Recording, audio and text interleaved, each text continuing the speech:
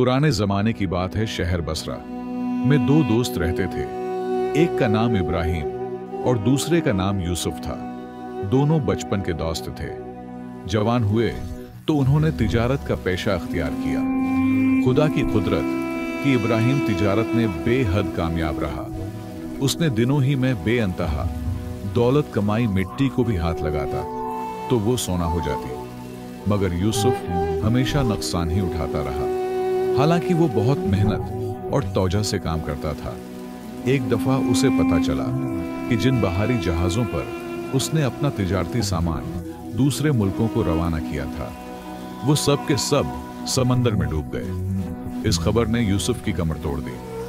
ये नुकसान इसके लिए नाकाबिल बर्दाश्त था, मगर उसने सब्र और हौसले से काम लिया और ये कहा कि जो खुदा को मंजूर था वही हुआ, और शायद इसी में ही मेरे लिए कोई बेहतरी होगी। दूसरी तरफ इसका दोस्त इब्राहिम ये खबर सुनकर बहुत खुश हुआ। वो नहीं चाहता था कि यूसुफ भी तिजारत में कामयाबी हासिल करे और मेरे साथ उसका भी नाम लिया जाए। वो तो खुद को बसरा का सबसे बड़ा और उक्लमंद ताजिर कहलाना चाहता था। इब्राहिम ने अपनी कामयाबी पर एक मर्तबा भी खुदा का शुक्र अदा नहीं किया था।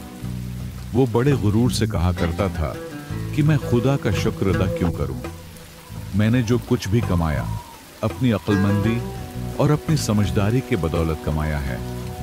उसने एक बार भी ये न सोचा कि इस मुश्किल वक्त में उसे अपने बचपन के दोस्त यूसुफ की मदद करनी चाहिए। यूसुफ एक रात अंधेरे में अपने घर जा रहा था कि अचानक ठोकर खाकर किसी कन्वे में गिर गया, लेकिन वो होश में रहा और कन्वे से निकलने की कोशिश करता रहा। मगर ये काम इसके लिए आसान न था। तक हार कर उसने मदद कर ली, पुकारना शुरू कर दिया। देर तक अकेला चीखता चलाता रहा, मगर रात के उस पहर अंधेरे में वहां कौन था? चीखते चीखता जब उसका गला बैठ गया और वो अपनी जिंदगी से मायूस हो गया, तो युका ये उसके कानों में आवाज आई। कोई कह रहा था, ऐ इंसान, मैं तेरी मदद जरूर करूंगा, ला अपना हाथ मुझे दे दे। यूसुफ ने हाथ ऊपर किया तो किसी मजबूत हाथ ने उसका हाथ पकड़कर एक ही झटके में कन्वे से बाहर निकाल दिया। यूसुफ ने दिल ही दिल में सोचा कि शायद ये कोई बड़ा ताकतवर इंसान है। क्योंकि वहां बहुत अंधेरा था, इसलिए यूसुफ अपने मोहसिन की शक्ल न देख सका। तुम्हारा बहुत बहुत शुक्रिया भाई, यूसुफ ने कहा। अल्लाह तुम्हारा भला करे। इस वक्त तुम रहमत के फरिश्ते साबित हुए। अब मेहरबानी करके ये बताओ कि तुम कौन हो और मैं किस तरह तुम्हारे एहसान का बदला उतार सकता हूँ। मैं जिन हूँ। एक आवाज आई, और अगर तुमने मेरा एक काम कर दिया तो मैं समझूंगा कि तुमने मेरा एहसान उतार दिया। तुम जिन हो, यूसुफ ने कांपती हुई आवाज में कहा। मगर तुम कौन से जिन हो, शरीर या नेक? उसने सुन रखा था कि बाज जिन नेक होते हैं और बाज शरीर, और जो शरीर होते हैं वो इंसानों को अपना गुलाम बना लेते हैं। मैं एक छोटा जिन हूं, जवाब मिला। अगर मैं शरीर होता तो मैं तुम्हें कन्वे में से हरगिज़ ना निकालता। छोटा होने के बावजूद मैं इंसानों से ज्यादा ताकतवर हूं। मुझे काफी दिनों से कैसे इंसान की तलाश थी जो मेरा एक छोटा सा काम है कर दे, मगर मैं जिस आदमी से भी कहता वो डर के मारे भाग जाता। बोला, तुम मेरा काम कर दोगे? जरूर कर दूंगा, यूसुफ ने कांपती हुई आवाज में कहा। बशर्तक ये वो मेरी ताकत और मेरी हैसियत से बाहर ना हो। तुम्हारे लिए वो कुछ भी मुश्किल नहीं। जिन ने कहा, ओ अब मेरे साथ चलो। जिन यूसुफ को एक इजाड़ और पुराने मकान में ले गया।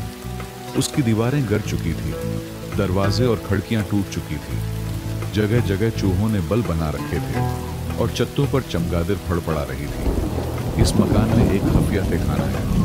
जिन है नहीं, यूसुफ से कहा, लेकिन उसका रास्ता बंद है। जिनों की यह ताकत नहीं कि उस रास्ते को खोल सकें, मगर हाँ, कोई आदमी ये काम कर सकता है। यही वजह है मैं तुम्हें यहाँ लाया है। मैं क्या कर सकता हूँ? यूसुफ ने कहा। मकान के सहन में एक कड़ा लगा है, तुम उसे पकड़कर ऊपर उठाओ। जिन ने यूसुफ से कहा, यह उस खाने का रास्ता है जिसे एक सल से बंद है कर दिया गया है। मैं तहखाने में उतरूंगा। आगे जो कुछ भी होगा तुम अपनी आंखों से देख लेना। यूसुफ ने खुदा का नाम लेकर इस कड़े को वहां से हटाया, और जैसे ही उसने कड़े को हटाया वहां से वो सुलह हट गई और एक खौफनाक गुफा का रास्ता दिखाई देने लगा, जिन उसमें उतरकर फौरा गायब हो गया। यूसुफ वही हैरान परेशान खड़ा था। इतने में जिन दोबारा गफा से बाहर या उसके हाथों में मिट्टी की एक बड़ी सी रुकाबी थी जिसमें सोने की शर्फियां भरी हुई थी। खजाना यूसुफ ने एकदम से कहा, तुम्हें कैसे पता चला कि इस मकान में खजाना छिपा हुआ है?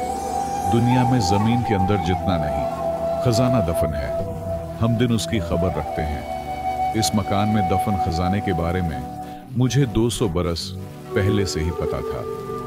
इस जमाने में यह मकान किसी जादूगर का था और उसने मुझे जादू से काबू कर लिया था। 100 बरस के बाद वो मर गया। मरने से पहले उसने अपना सारा खजाना उसी हाथ में छोड़ दिया था, मकान के नीचे छुपा दिया था। तुम जरा यही रखो, मैं अभी उता हूं। जिन ने यूसुफ से कहा और जिन दोबारा तहखाने में उतर गया।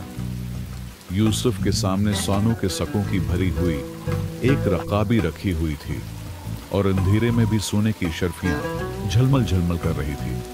काश इनमें से कुछ शर्फियां मुझे मिल जाएं ताकि मैं दोबारा तिजारत शुरू कर सकूं। यूसुफ ने दिल में कहा।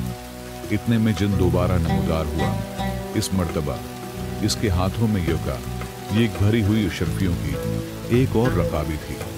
वो इशरफियां भी जिनने यूसुफ के सामने रख दी और कहा कि ये सब इशरफियां तुम ले सकते हो, मगर उनके अवज तुम्हें मेरा एक और काम करना होगा। वो क्या? यूसुफ ने कहा।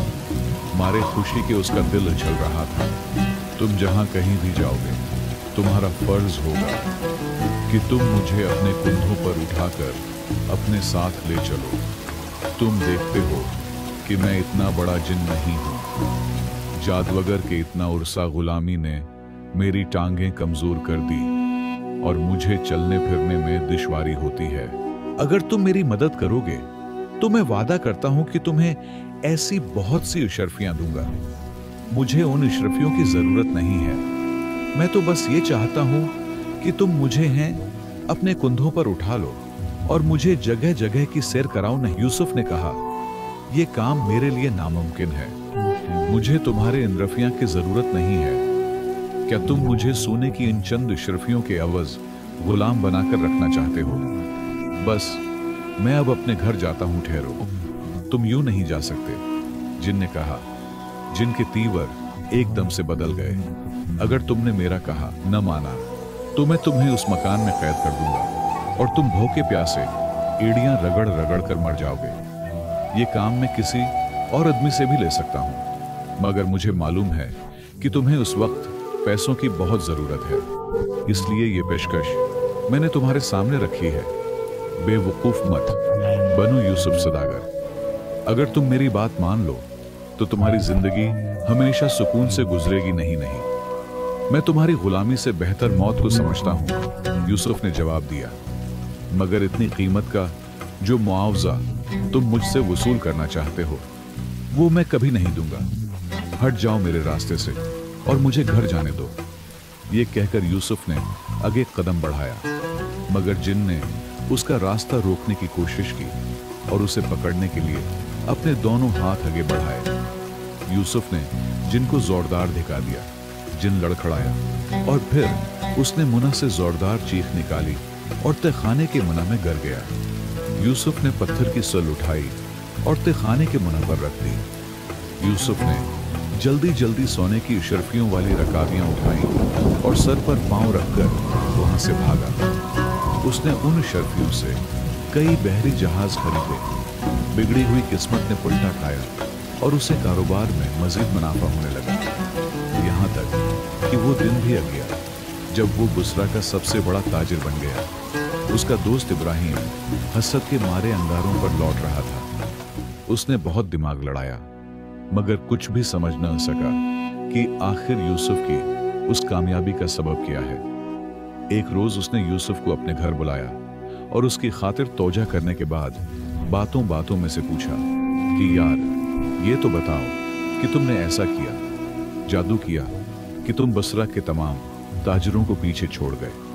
ये कारोबारी हमें भी समझाओ। यूसुफ ने पहले तो इब्राहिम को टालने की बड़ी कोशिश की, लेकिन जब वो झाड़ का कांटा बनकर लपट गया तो मजबूर होकर शुरू से आखिर तक सारी दास्तान सुना डाली। इब्राहिम हैरत से मना फाड़े और आंखें खोले चुपचाप सारी दास्तान सुनता रहा। आखिर में यूसुफ ने इस वीरान मकान का पता बताया और खबरदार करते हुए कहा, देखो भाई इब्राहिम, वहां हरगिज़ मत जाना, वरना नामालूम वो शरीर जिन तुम्हारे साथ किया करे। ये भी मुमकिन है कि वो तुम्हारे पेट पर सवार हो जाए और मरते दम तक तुम्हें इजाद न करे। नहीं नहीं भला, मुझे वहां जाने की क्या जरूरत है, इब्राहिम ने कहा। लेकिन वो है, दिल में सोच रहा था कि यूसुफ ने जो कहानी सुनाई है वो सच है कि झूठ। मेरा ख्याल है कि उसने मुझे टालने के लिए ये कहानी घड़ी है। उसके झूठ का सच मालूम करने का यही हल है कि उस मकान में जाऊं और इस तहखाने की तलाश करूं। क्या खबर वहां उशरफियों का खजाना मौजूद ही हो। अगर जिन वहां हुआ भी तो मैं मंद समाजत करके उसकी खुशामद करूंगा और वो मुझे कुछ नहीं कहेगा। यूसुफ करवाना करने के बाद इब्राहिम ने अपनी बीवी से कहा, जरा मैं जरूरी काम से बाहर जा रहा हूं, अगर मुझे देर हो जाए तो फिक्र मत करना। बीवी ने बहुत पूछा कि रात के इस वक्त कहां जा रहे हो, मगर यूसुफ ने उसे न बताया। बस इतना कहा कि मैं उस रास्ते पर जा रहा हूं कि कामयाबी के बाद मैं तुम्हें सर से पांव कर सोने के जीवरात से लाद दूंगा। उसकी बीवी को सोने के जीवरात का बड़ा लालच था। उसने खुशी खुशी उसे जाने दिया। इब्राहिम ने बहुत जल्द वो पुराना और पोसीदा मकान ढूंढ लिया जिसका जिक्र यूसुफ ने किया था। वो अपने साथ लालटीन ले गया था ताकि तहखाना अच्छी तरह देख सके। मकान के सहन में उसे लोहे का कड़ा भी नजर या उसने दोनों हाथों से जोर लगाकर कड़ा खींचा तो सल गुफा के ऊपर से हट गई। अब उसने लालटीन की मदद से गुफा के अंदर झांका। वहां खजाना का एक ढेर पड़ा था। खुशी के मारे उसकी चीख निकल गई।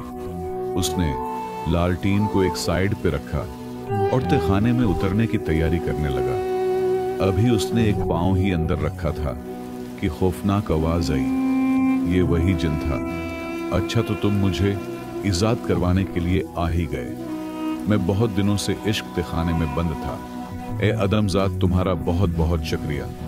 तुम इस तहखाने का सारा खजाना ले सकते हो, मगर तुमने मेरा एक काम करना होगा। जरूर जरूर, इब्राहिम ने कहा, मैं हर खिदमत के लिए तैयार हूं। तुम मुझे अपना गुलाम समझो। बहुत खूब, जिन ने कह कहाँ लगाकर कहा, मुझे तुम्हारे जैसे एक गुलाम की ही जरूरत थी। अब हम जिंदगी भर एक दूसरे से जुदा ना होंगे। तुम देखते हो कि मेरी टांगें किस कदर कमजोर हैं। मैं ज्यादा चल फिर नहीं सकता, इसलिए मेहरबानी करके मुझे अपने कुंधों पर सवार कर लो। उसके बाद सारा खजाना तुम्हारा है। ओह, बड़े शौक से, और मेरे कुंधों पर सवार हो जाओ। इब्राहिम ने कहा, तुम जहां कहोगे वहीं ले जाऊंगा और जहां कहोगे वहीं उतार दूंगा। जिन ने छलांग लगाई और इब्राहिम के कुंधों पर सवार हो गया। उसने अपनी पतले पतली टांगे इब्राहिम की गर्दन में शकंजे की सूरत में फंसा दी। जिनके सवार होते ही वो पत्थर के सल खतबा खुद उठी और उस तहखाने के मना पर बंद हो गई। इब्राहिम चलाया, मुझे खजाना तो निकालने दो, मगर जिन ने उसकी एक न सुनी और उसकी गर्दन दबाई तकलीफ से इब्राहिम की आंखें उबलने लगी और जबान मिना से बाहर लटकने लगी। जिन ने क्या कहा, लगाया क्या, अमदा सवारी नसीब हुई है। चल मेरे घोड़े, जरा अपनी चाल तो दिखा चल। शौर जो मरते दम तक इब्राहिम और जिन एक दूसरे से अलग नहीं हुए। दोस्तों, उम्मीद करता हूं कि ये वीडियो आपको पसंद आई होगी। अगर वीडियो अच्छी लगी हो तो कमेंट्स में अपनी राय का इजहार जरूर कीजिएगा और हमारे चैनल उम्मी की कहानियां को सब्सक्राइब कर दीजिएगा। शुक्रिया।